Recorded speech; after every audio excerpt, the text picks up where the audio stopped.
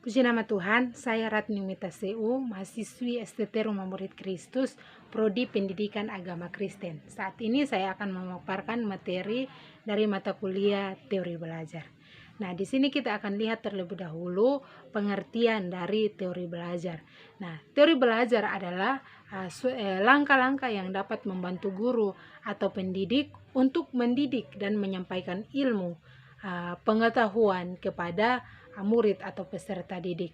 Kita lihat dari teori yang pertama di sini adalah teori behaviorisme. Nah, teori behaviorisme merupakan teori yang menekankan pada perubahan perilaku yang nampak.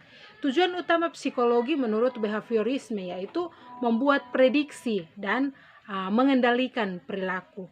Kemudian teori ini dikorelasikan dengan yang namanya teori belajar asosiatif. Nah, teori belajar asosiatif adalah teori belajar yang dibangun oleh Pavlov dengan menyimpulkan bahwa perilaku itu dapat dibentuk melalui conditioning atau kebiasaan.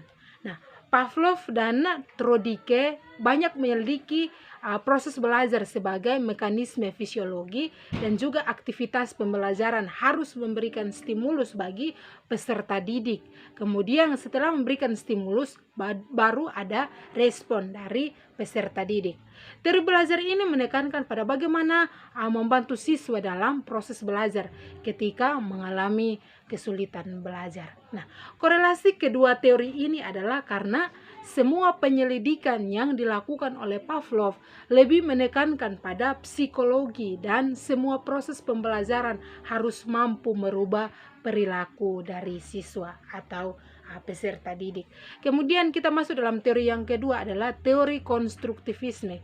Teori konstruktivisme adalah suatu pembangunan kognitif untuk memberikan ilmu kepada peserta didik. Kemudian teori ini dikorelasikan dengan teori deskriptif. Nah, kita lihat pengertian teori deskriptif terlebih dahulu.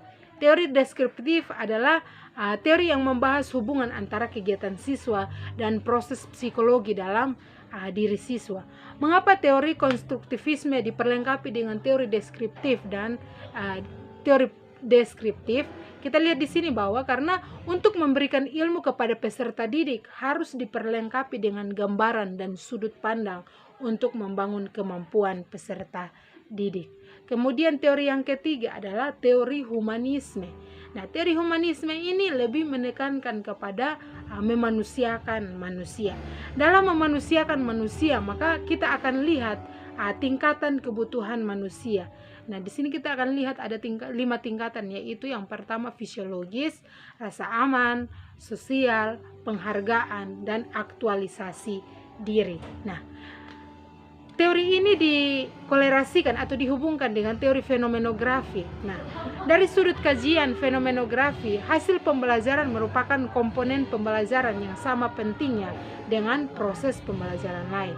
Dari kedua teori ini, yaitu teori humanisme dan fenomenografi, sistem pembelajaran dapat dimaksimalkan dan bisa meningkatkan mutu kualitas dari peserta didik dan mengarahkan serta memotivasi peserta didik untuk mengembangkan potensinya dalam berbagai sistem pendidikan. Dalam kedua teori ini dapat saya simpulkan ada hubungannya karena sebelum memanusiakan manusia, maka jadilah manusia terlebih dahulu, barulah dapat memanusiakan manusia. Kemudian kita masuk pada teori yang berikut adalah teori belajar kognitif. Definisi kognitif adalah teori belajar yang lebih mementingkan proses belajar daripada hasil belajarnya.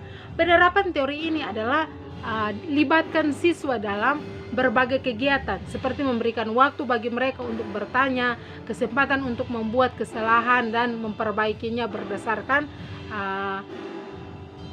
apa yang mereka ketahui, serta merefleksikan diri agar dapat membantu mereka dalam memahami proses mental. Teori belajar kognitif ini lebih menekankan pada stimulus, proses, kemudian respon. Nah, teori ini dikolerasikan atau dihubungkan dengan teori Van Hiel. Nah, teori Van Hiel yang menyatakan bahwa tingkat berpikir geometri siswa secara berurutan melalui 5 tingkatan, yaitu tingkat 0 visualisasi, kemudian tingkat 1 analisis, tingkat 2 informal deduction, tingkat 3 deduction, dan tingkat 4 rigor. Nah, mungkin ini yang dapat saya dapat paparkan melalui materi saat ini dalam teori belajar, kiranya dapat bermanfaat bagi kita yang menyaksikan video pembelajaran ini. Terima kasih, Tuhan Yesus memberkati. Haleluya.